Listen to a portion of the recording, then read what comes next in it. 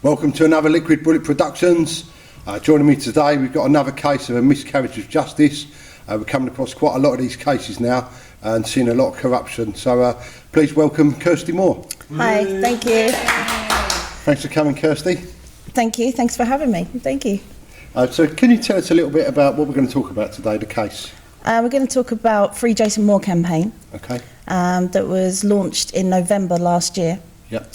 After dealing with roughly 9 years of legal bound, really.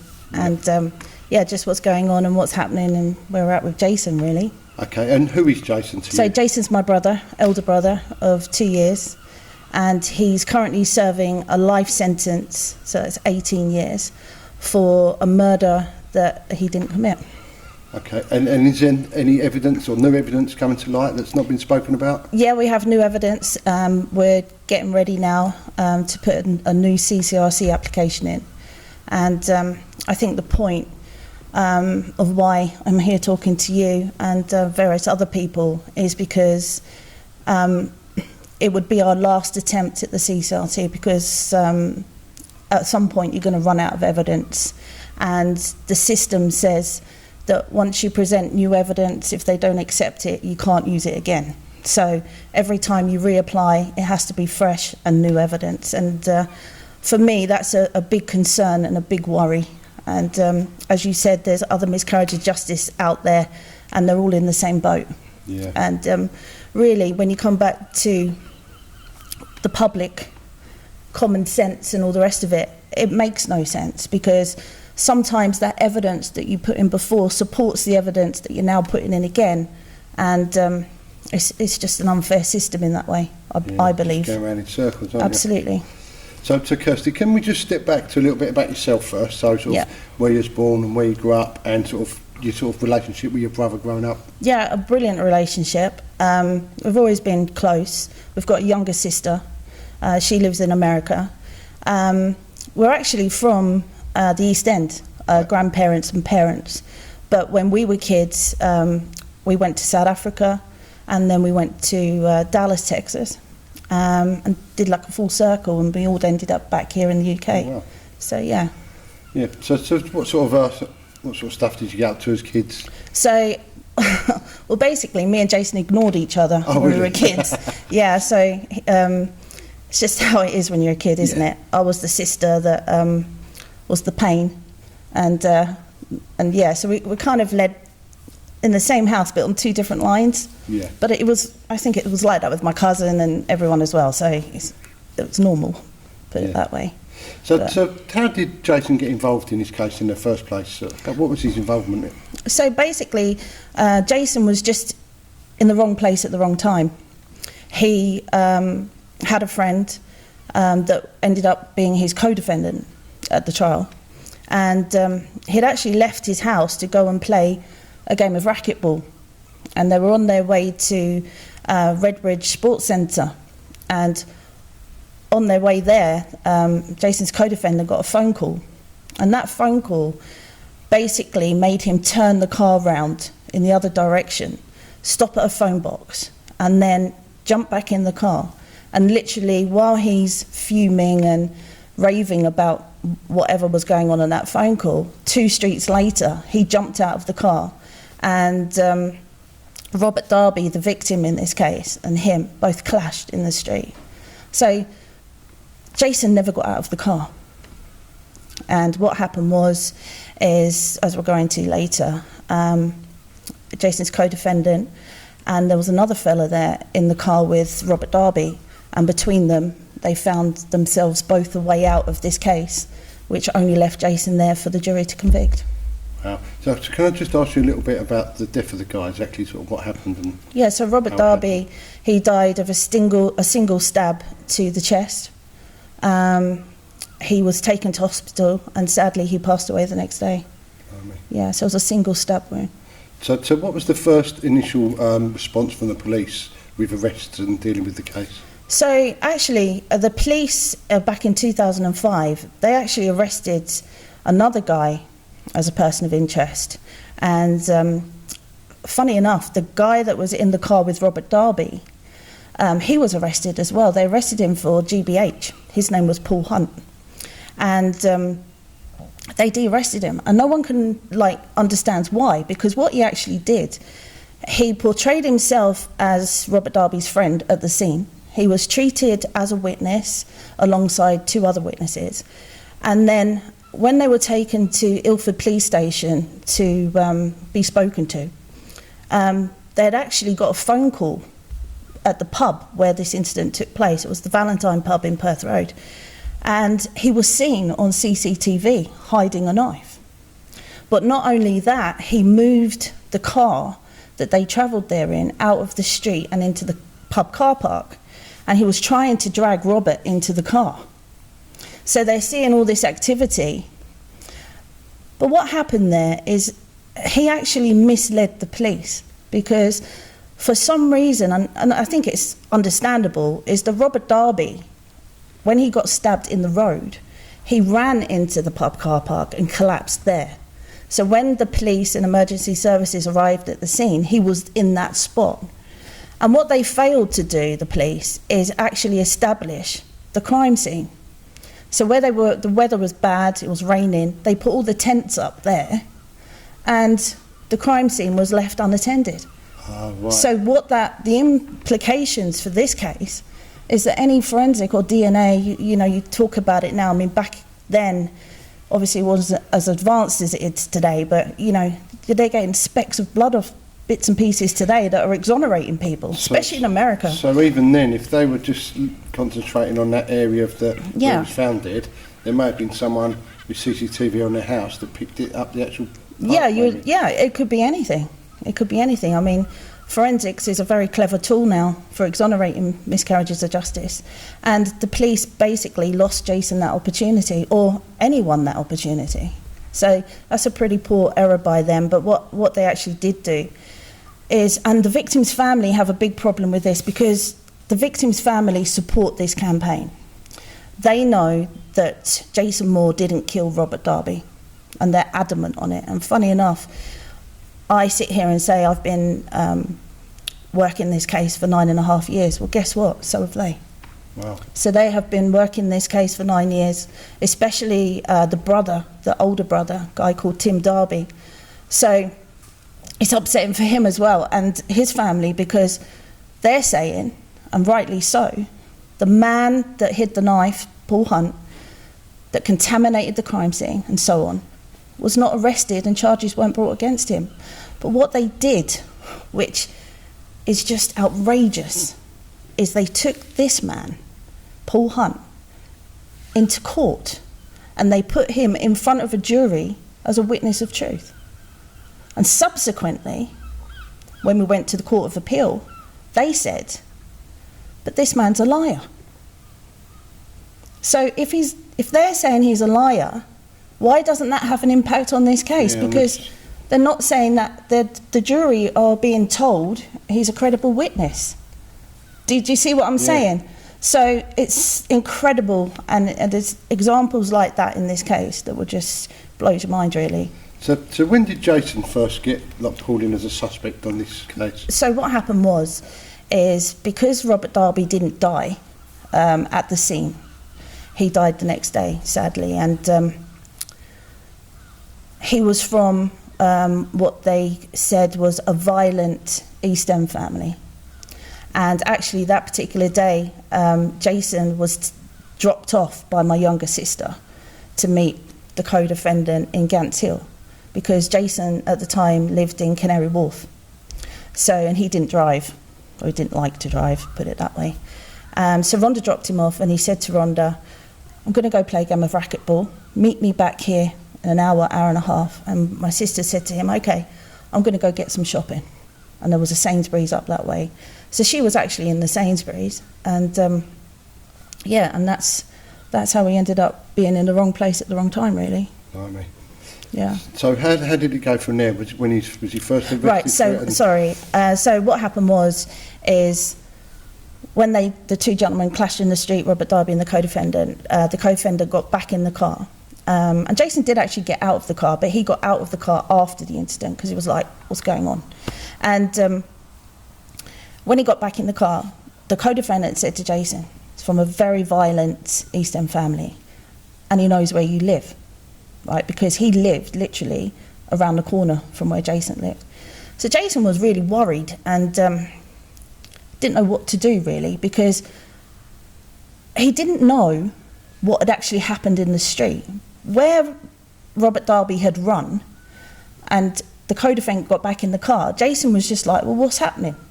He's gone, and the co-defendant said, look, just don't go home, basically, because he's going to come, because obviously he was a hothead, Robert Darby. He'd been out for 4 days.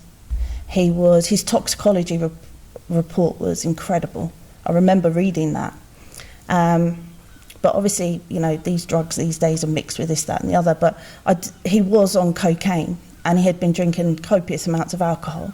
So I can confirm that, but you just didn't know what reaction was going to get. So Jason actually was persuaded not to go home, and there was a worry attached about Robert Darby. And Robert Darby is known, very well known, to be a bit of a hothead enforcer, if you like. He had a big reputation in that area, and he'd been to prison and so on and so on. So my sister and Jason, they went to France. They went in their own car, and they had the mobile phones on them. And unfortunately, the news came the next day that Robert Darby had passed away, and then I think panic set in, and it was heightened, unfortunately, by the police. And what happened is Rhonda came back to the UK. Jason stayed over there. I think more information came through the police that Jason was at basically myself, my sister, my mum and dad and Jason were all issued with an Osman warning. And it went further than that, because my dad said to the police, can you guarantee Jason's safety? And they said, no. We can't guarantee your safety either. So and the consequence of that is my parents sold up and moved to Turkey, and my sister went back to America. That was the fear. So the answer to your question, is not why did Jason stay away for those 8 years. The question is, why did you all stay away? Because that's what we all did. So I'll just step in there, just in case some of the viewers don't realise what that is. That Osman thing is it's like a threat to kill, isn't it? Like there's two. You get an Osman warning, which means that your life is at risk, and a reverse Osman warning is, we know that you're threatening, stay out of it. Yeah. That's how they work, I believe. I mean, that's how they work. So that warning's come from the police direct, so they already sort of have knowledge that they were in my parents' front room. Yeah. And it wasn't to be taken lightly. This family had a big reputation. Not saying all the family, but there was 3 or 4 brothers. And so that there on itself tells me that he's out the country, not because he's guilty and trying to hide, because he's worried about his own safety. Absolutely. And you know what? There's a thread about the co-defendant, because the co-defendant didn't leave for another 2 days. 2 or 3 days.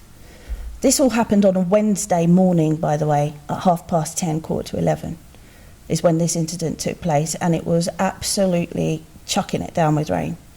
And he had a girlfriend, the co-defendant, who had a bar in the adjacent street. And he had got in contact with his girlfriend and asked her to send somebody from the bar over to the incident to find out what was happening.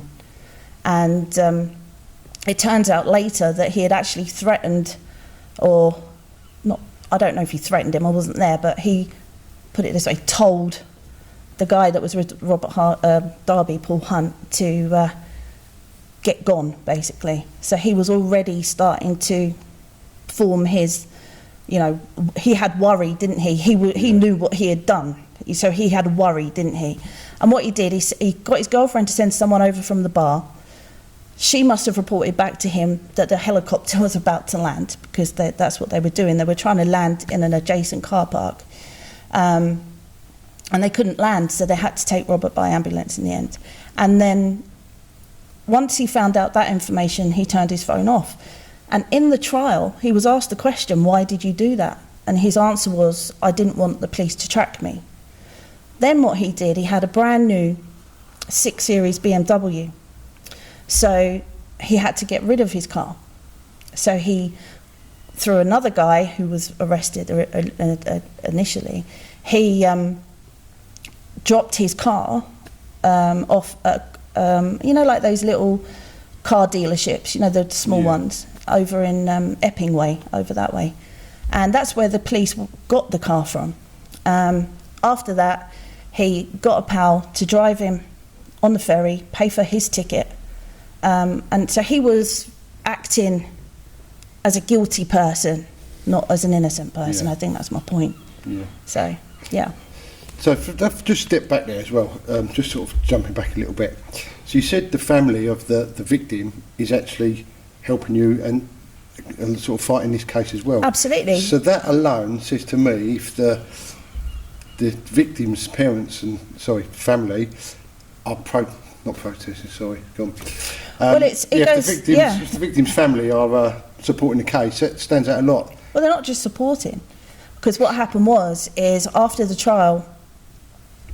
Now bear in mind, this is quite a point for me personally.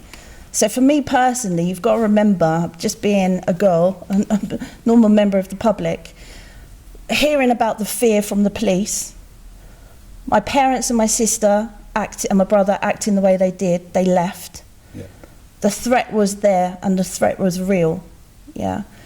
When I went to the Old Bailey, I was sitting in the room looking at the very people that I had been scared of for the last 7.5 years. So that for me was like, every time I left the Old Bailey, walked outside, I was like, oh my God, right? So when Jason was convicted of murder, I had to now call my parents and tell them what had happened. So I left the Old Bailey and I walked across the road to a pub on the corner called the Viaduct. And there were so many people in this pub, I couldn't face it. So I walked around the corner and I was standing there and I was literally trying to think, how do you tell your mum? It's her son. And a car pulled up in front of me. And I was, didn't think anything of it. And then all of a sudden, the older brother got out and walked over to me and he said, I know your brother hasn't done that. Take my number, I'll be in touch. And after conversations with him, he had had a conversation with Paul Hunt, the third man in the other guy in the other car. And that man there had actually told him the truth of what happened that day, out of respect for his brother. But what he did say is, I purged myself in the trial, so don't ask me to go and repeat this. I will not repeat it. But out of respect for his brother, he told him actually what happened. Oh. And when he said to him, what did Moore do? He said he never got out of the car. Oh, so he took that information to the police. He went to I think it was either Barking or Ilford police station. And they told him, we've got a body, go on. And we talk about Osborne mornings at, silly o'clock the next morning, 2 officers stood on his door and gave him a reverse Osborne morning. So annoyed with that, he now took this information. He found out the name of Jason's lawyer and he called his lawyer, got himself an appointment, and he went in and made a witness statement and he came to the Court of Appeal. Oh, but instead of taking his information, the court, what they did is they said, well, Mr. Darby, Paul Hunt, in our opinion, is a liar anyway, which is what I was saying earlier. Yeah. And that's how they got to discredit that family in that way. And then ever since then, I think he did 2 podcasts, one with Sean Atwood actually, and the other one was with a guy up the road a bit, Stephen Wraith. Oh, yeah. So, you can hear from his own voice, because he's not quiet about it. It's wrong what's happened. But the really interesting bit for me around that is that when Jason came back in 2012 as he was a witness to something, obviously, you know, everyone had had enough at that point, and Jason had had enough. He was tired of it all, you know. And he went in and made an appointment with the police to help them with their inquiries. And now Jason hadn't seen any of the case files or anything, and he went in that police station to tell the police about 2 phone calls that happened that day. And he did, I think it was just under a 6-hour interview with them. And then what happened next was he went home. And it was 2 days later that they came to and arrested Jason for murder. And what actually happened involved a witness. But I'll talk about that in a minute, because what I want to get back to is the police. They said to Tim Darby, I think it was called a committal hearing, that they had no evidence or more. What they were going to have to do is bring the other fella back. That's a big statement to make for the Darby family, because don't forget, the Darby family have been waiting for the police to give them justice for 7.5 years. Oh, and when they said that to him, they had this man in Malaga, I think it was Malaga in Spain somewhere, by gunpoint, and they extradited him back to the UK. So the question for the Darby family is, or the point that they make, the police always knew where he was. Yeah. But what they did actually do is they touted him as one of the UK's most wanted on Sky. So if you go on the internet and type in, I think it was Operation Kygros, he was one of the 10 that they did a Sky News scenario on. So Kirsty, let me ask you a question here. So basically, the guy that was with Jason in the car, yes, he's the guy that's really done the murder. That's right, yes. Correct? But, so he's flipped sides and he's gone a witness statement against Jason. Is that? No, what happened was because the sequence of events in this case is very important. Obviously, Jason gave that 6-hour interview. Yeah. And so they already started building their case against Jason because they didn't have the co-defendant. Once they got the co-defendant, in our opinion, they were so far in putting all their prosecution case, they were so far into it that they couldn't backtrack, really. So they started ignoring evidence. Yeah. So what sort of evidence were they putting the building against Jason? So this is what happened. So at the scene, there was, I said earlier, there was Paul Hunt, who was the guy that was with Robert Darby in the car. There was a Somalian guy who was on foot, and there was a nurse called Sally Palmer that was driving, right? The Somalian guy was interviewed on the day, and he turned out to be the chief's prosecution witness in this case. And they interviewed him. He didn't speak very good English. They didn't offer him an interpreter. They kept asking him to stop guessing. Abdul Ahmed, we do not want you to make this up, was one comment in that interview. And after that, they took him on an ID parade. And the ID parade was 2 sets of photographs, one with Jason's picture in and 7 lookalikes, and one with the co-defendant and 7 lookalikes. And he actually picked, in 2005, so a week or so after the incident, he actually picked the co-defendant lookalike. Wow. Yeah, but since then I've spoken to an expert, and the expert says he's picked the stabber. He's picked the stabber, what he believes is the stabber. Regardless of whether he's got it right or wrong, in his mind, he has picked the guy that stabbed Robert Darby. And we know that because an ID has 2 parts. You've got the visual bit, and then you've got the question. And the question that was put to him is, what is it that this man did? This man is the guy that stabbed, right? So that was in 2005. 7.5 years later, so after that 6-hour interview, a couple of days after, just before they arrested Jason for murder, they got the very same guy to come on an ID parade and pick out the stabber. But what happened there was, there's a big question mark over it, because he was shown a photograph of Jason already. And he didn't pick up on that. So he's now picked out someone that he's already seen and said, that man is the man that stabbed. But after 7.5 years, I can't remember the guy I was standing next to in Tesco's yesterday. That's right. So that's a big question mark. They'd have a picture on a TV screen and you're just talking, and then they turn it off and say, what did he look like? Draw it, and you can't remember because you didn't pay attention. But it gets worse. Because see that other part, that question, yeah? So he's now picked Jason after being shown a photograph, yeah? He's now got to be asked the question, what is it that man did? And when they looked at his statement, it didn't say what that man did.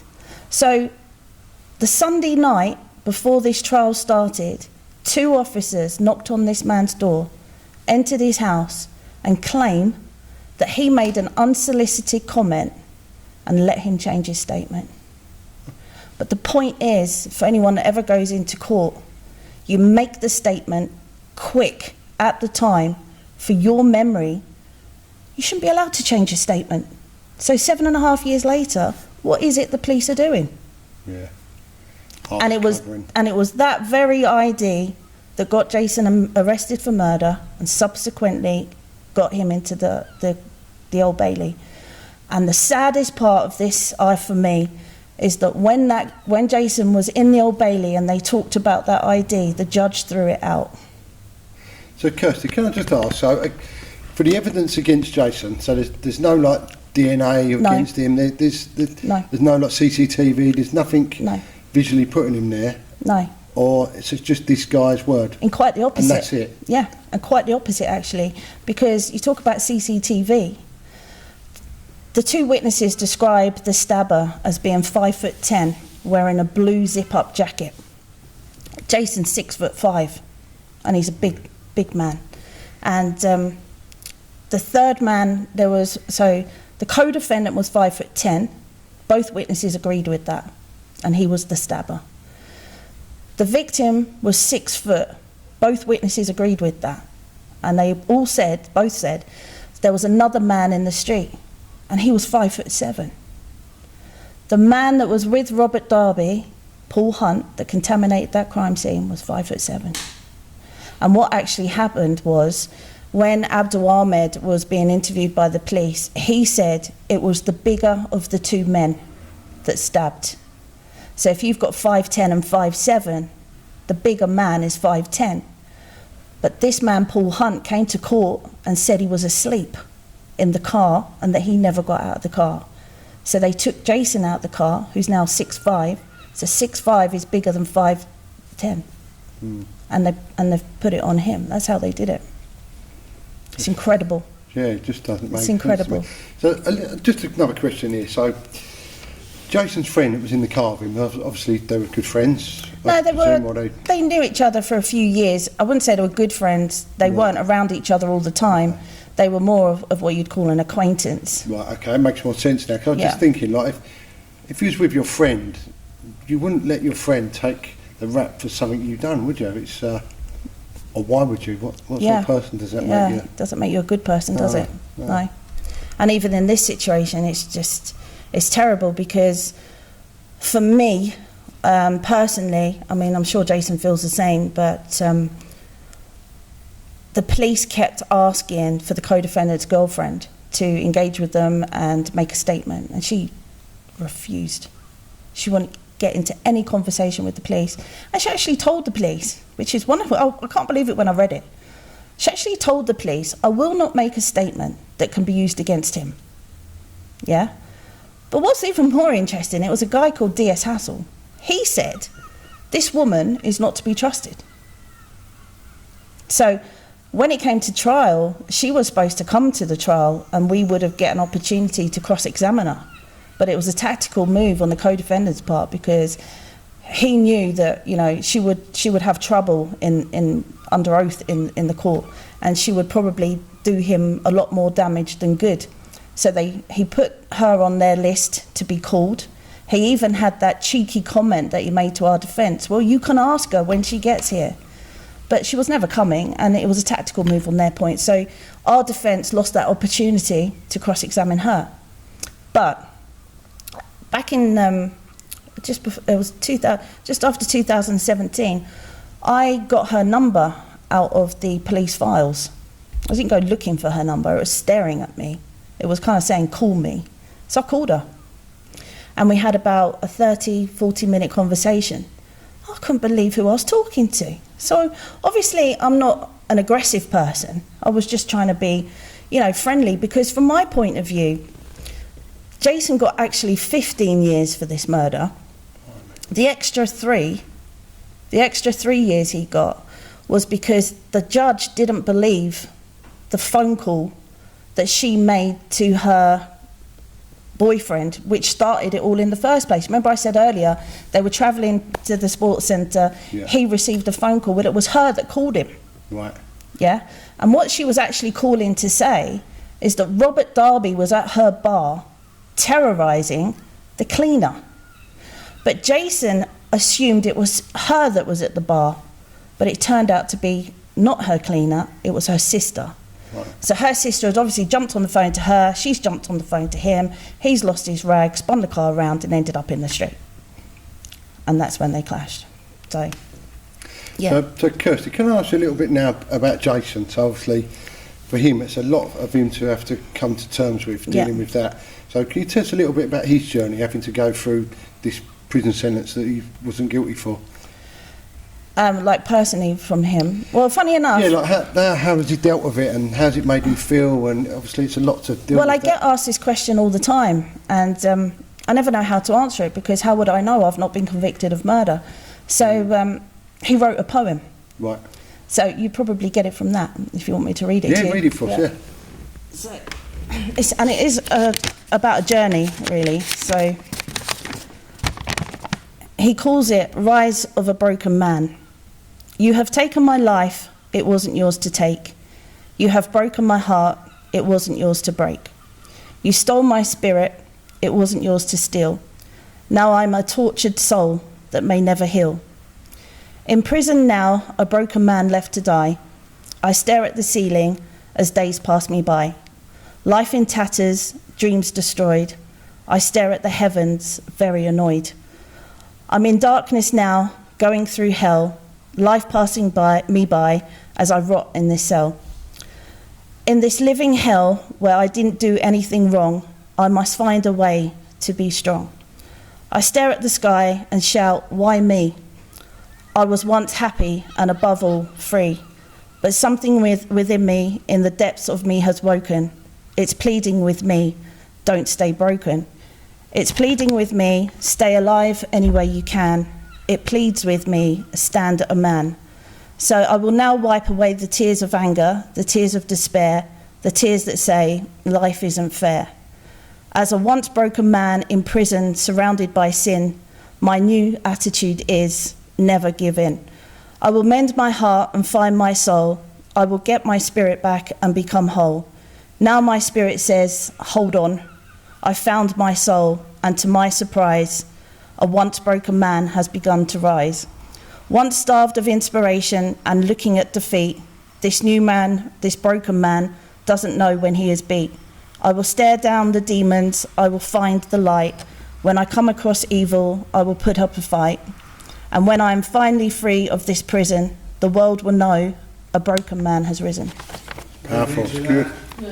Yeah, it's good. Goes for the whole journey there, like yeah, it's very difficult for me to say. Looking positive now, yeah, it's good. Yeah, and we really are positive. I mean, we have to be. Those dark days of trauma. I mean, the effect on the family, I could never put it in words. It's terrible. Yeah, I was going to ask you about that. Obviously, Jason's going through his own trauma in there and definitely deal with that. But what's the knocking on effect like for the family? Oh, it's absolutely terrible. I mean, I'd like to think that I play a good part in keeping Jace positive. I'd like to think I do that. I speak to Jason every day. I said to him right at the beginning, I've got to know you're all right in the morning, got to know you're all right at night, because prisons are a very, very dangerous place, and you never know what's going to happen. There's been a couple of incidents with Jason, actually, and it was around the time of the appeal going in, and basically I was threatened, and Jason was threatened, and so bits and pieces like that been going on.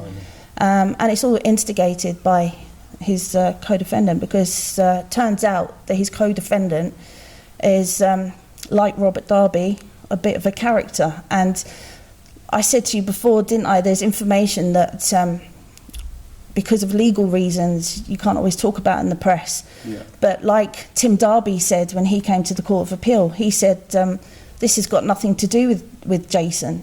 The aggro was between his brother and the co-defendant. And the reason that they had aggro is because they were both selling drugs. And although they didn't particularly like each other, they were not in business together, but they had something going on. Yeah. And the reality in this is that Robert Darby was actually looking for the co-defendant, and he had been for a number of days. So he had been looking the night before, he'd been to that bar the night before. A couple of weeks before that, the girlfriend that I mentioned, she had put them all in touch together. And none of this was heard by the jury. And obviously Jason didn't know him, he wasn't his friend. Like I said, he was an acquaintance. So he had no idea that all this was going on. Yeah. And what I found out in this case is not only was Robert Darby's girlfriend and the co-defendant's girlfriend, they were pals. She worked in a bar. The guy, and this was a big surprise for us, especially at the trial, the guy that was with Robert Darby on the day, he knew them all as well. So you have this little clique from that area, they all knew each other, and a new witness has come forward and explained all that to us, because we never knew. Crazy. So it is crazy. But since then, what's really interesting, if we go back to the Somalian witness, I mean, I could never get my head around what I was reading. Like, you read like the witness statements. 1 minute he was over the road, then he was up the road, then he saw over there, then he was over there, then he didn't call 999, he carried on walking. The next thing, you know, Tim Darby's telling me, what are you talking about? He's in the picture, CCTV picture. He's standing over there. I've gone, what are you talking about? He's up there. So we're like, all this confusion going on. So his story doesn't even tell. No. So what we did, going into the Court of Appeal, we got the experts in to look at his evidence. They couldn't do it. That's how bad it was. But what we found out later is that the police tried to do it as well, but they terminated it and didn't disclose it to us. So it was incredible in that way. So going back to him, so for years, the talking about this man, it's been going on for years, right? So what happened was, now bear in mind, we've been through the Court of Appeal, we've been through the CCRC. Both times going into those courts, we are saying, this witness has got it wrong. This witness has got it wrong. The blue jacket was found in the co-defendant's house. Back to the CCTV. The CCTV on the day of Jason leaving his home address, and he went to a pub after the incident, and that pub, both say he's not wearing a blue jacket. Jason wasn't wearing a blue jacket. Lo and behold, there's a statement from the police, blue jacket top found in co-defendant's bedroom 1, and so on and so on. So it's just like, so we keep going back to them. So we keep going back to, we went to the Court of Appeal. This witness is unreliable. You've got to re-interview him. No, we went to the CCRC. Please re-interview this witness. He's got it wrong. These are the reasons why. And actually, I think you guys have a connection with TMI. Now, I spent 3 years with TMI going through all the case files. So I've got ex-police detectives helping me that were Met Police with over 200 murders under their belt. Yeah. And they wrote our CCRC application. Wow. Yeah? And guess what they did with that? Didn't even read it. You're joking. Didn't even read it. Because the statement of reasons that they gave, well, they were all answered in the report, so they didn't read it. So what happened next is we got this response, your CCRC application's failed. What are we going to do now? If the ex-Met Police the very people that are doing this can't be like taken as they should, put it that way. What the hell are we going to do? So, Jason's partner contacted a guy she knew, and he got in touch with a local paper down this way. I think it was the Romford Recorder, and a group run all the East End papers, and they had an investigations unit. And we got in touch with them, and they started doing a podcast series for us, an audible podcast series that should be coming out soon. And there was their lead little investigator, a thorough, I will say that about him, he is thorough, he's good, yeah? And he started putting this all together. It took him 2 years, and at the end he has to do something called a right of reply. So basically, if you're mentioned in it, he'll come and ask you, is it okay, do you have anything to add?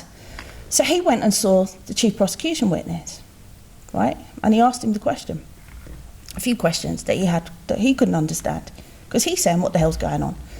So I asked him a couple of questions, and he said, what do you want from me? I was drunk. And he was like, sorry? He said, I was drunk. So he's gone, well, did you tell the police? Yeah, I told the police. Because he's like the Somalian arrogant type. Yeah, I told the police. He's gone, did you know you picked out 2 different men as the stabber? Well, I could have been wrong. And it went on from there. So that is part of this new CCRC application that we're putting in. So if he's not even sure himself, how can they prosecute on that? If he's the only... Because the jury didn't know that. Oh my God. So the jury have never heard that. And this is the thread. If the jury didn't hear it, the judge didn't hear it. Yeah? Had they have heard it, if you were a member of that jury, would that have had an effect on you? I suppose you can only judge on what you hear, can't you? So. Yeah, so I know...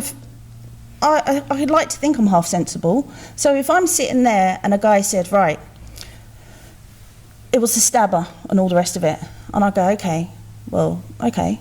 And he goes, right, I was the stabber, but I was drunk. I wouldn't take a blind bit of notice, would you? No. Exactly. So you can only imagine that the trial would say that. But it gets worse, because when his evidence got to the Court of Appeal, do you know what they said? 3 judges. They said, well, we understand that Abdul Ahmed's evidence is inconsistent in places. And then they just picked the bit that suited them and said no. You know? It's unbelievable. And the other thing I'd like to say, because we had 5 witnesses coming into that Court of Appeal, yeah, and they're 5 people that didn't know each other.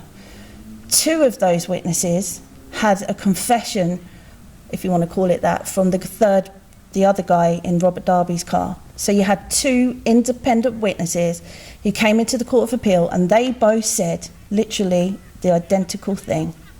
Yeah? There was also another witness who was a protected witness. I have not got a clue who he is, not a clue. And he came forward, and he was coming to the Court of Appeal. And I think it was 2 days out, and apparently his evidence was quite powerful, to be fair, from what they were saying to us.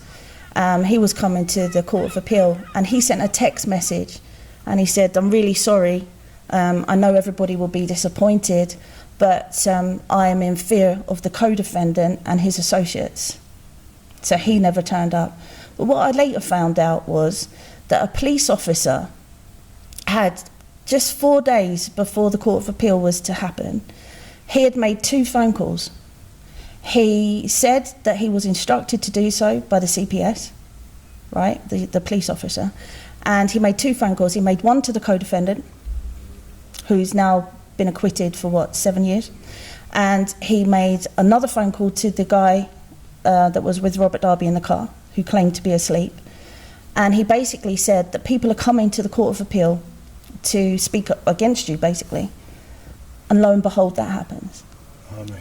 Yeah. So got to him first, by the sounds absolutely. Of it. Yeah. But so the really interesting bit for me with that is the journalist I just spoke to you about, that spoke to the Somalian guy.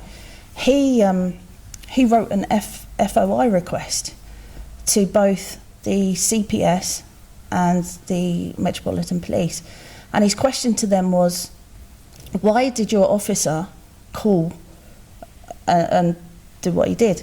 And they said, well, we didn't, the police do what they want.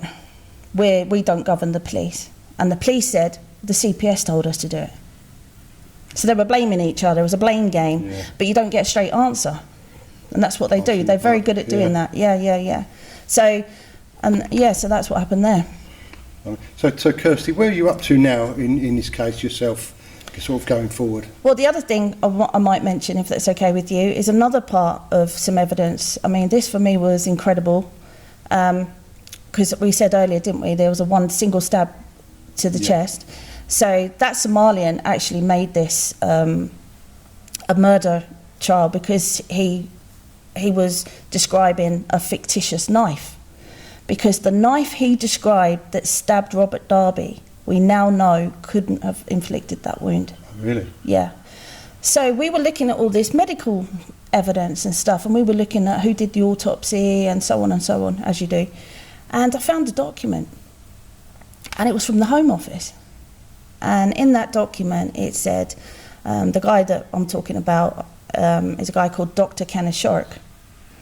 He just happened to have been responsible for getting another 2 men charged with murder that he didn't do. But not only that, do you remember the kid in Stockwell, the underground station, when he got shot by the police 5 times? He was a Brazilian kid. Yeah, I do, yeah. Yeah, do you remember that? Well, he was involved in that. Really? Yeah, and he was under investigation from a body of people called the PJB, and it was taking years to bring him into, whatever they were doing with him.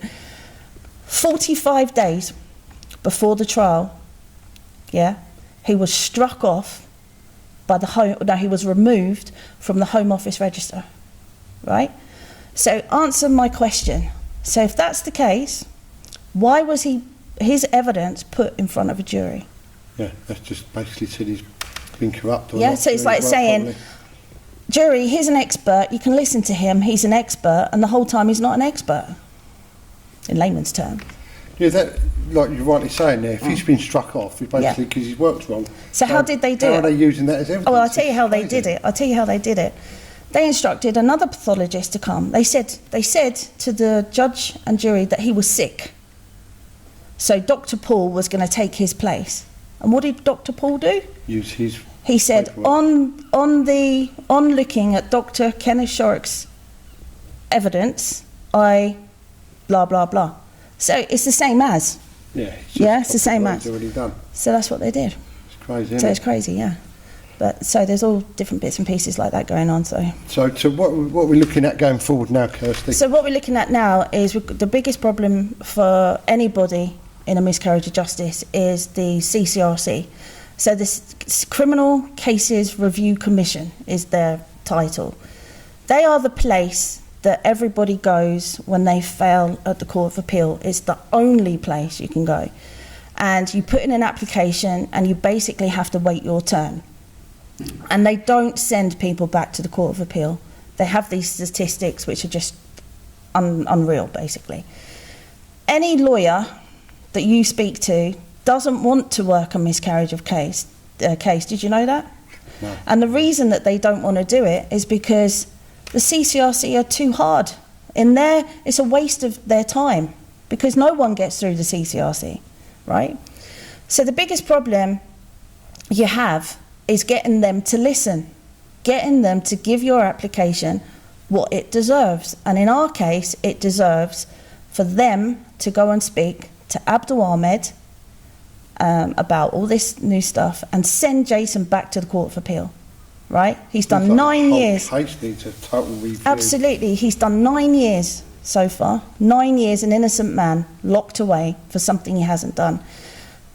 One of the key problems with this case is because the incident happened in 2005 and the trial took place in 2012, is in the interim, the police had changed.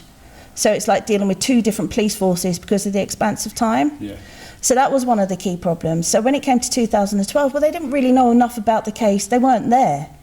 So you can forgive them a bit on those terms, but it doesn't mean that they don't look at the evidence that they've got, and they didn't.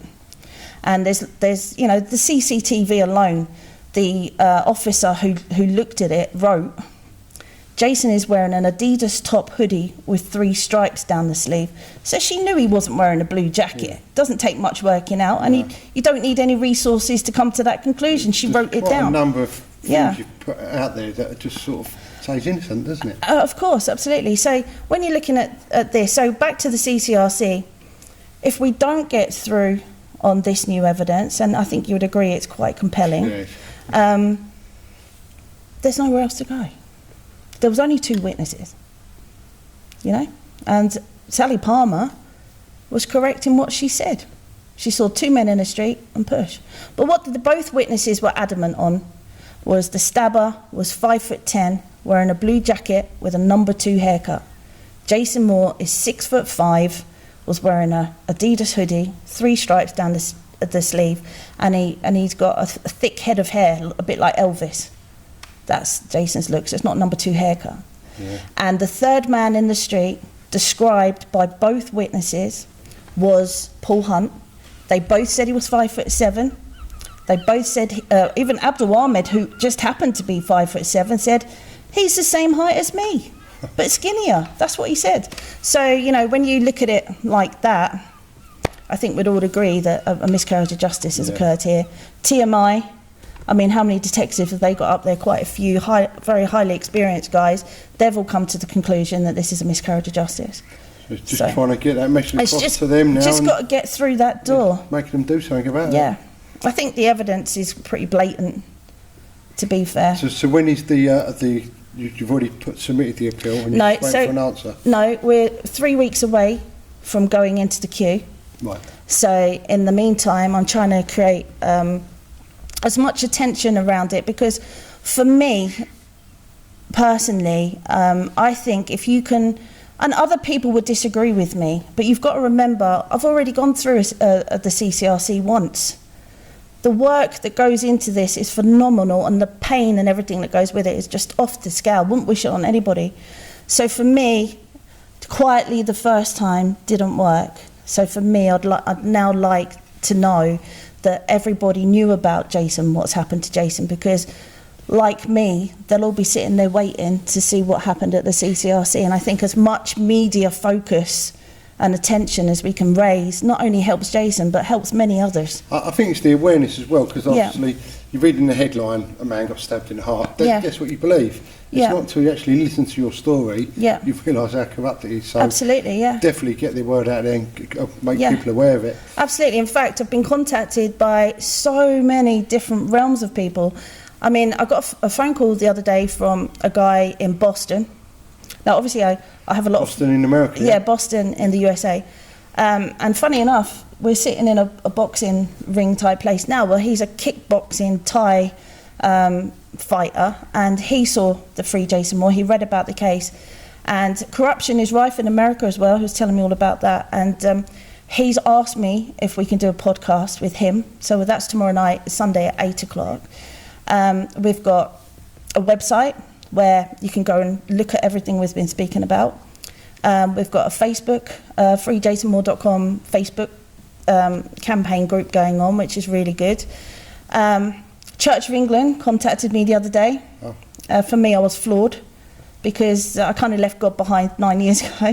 Do you know what I mean? And so lots of different people getting involved. Bobby Cummings, he's involved. One of the unbelievable stories he told me is that the very first time when he was a kid, he was convicted of a crime he didn't do. Linda Calvi, so the Black Widow, I mean, she did 20 years. Yeah, a lot of years, wasn't it? 20 years for something she didn't do, and she's still fighting to clear her name. Jason had a lot of friends, the guy called Harry Finlay, he's heavily involved in the case, and just trying to get everybody to, I got a message from South Africa the other day, another one from Australia, Europe. So the more people that we can get the attention for, it's just brilliant. Yeah, so people get behind the case, please. Like, follow, share. So, and freejasonmoore@gmail.com.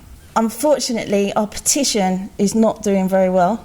And I think I've figured it out. It's only taken months. But you don't pay to sign our petition. And I think there's a page where if you go to change.org, hashtag free Jason Moore, you can sign the petition there, please. And you don't pay. So just skip that bit, press share. And if you wouldn't mind, sign my petition. I'd be most grateful. Yeah, brilliant. Lovely. Okay, Kirsty, thanks for coming Yeah, on. thanks ever so much. Wind it up there. Yeah, brilliant. It's been great listening to the case, and I hope you have success with Thank you getting very Jason much, Lee. free. Thank you. Cheers. Thank you.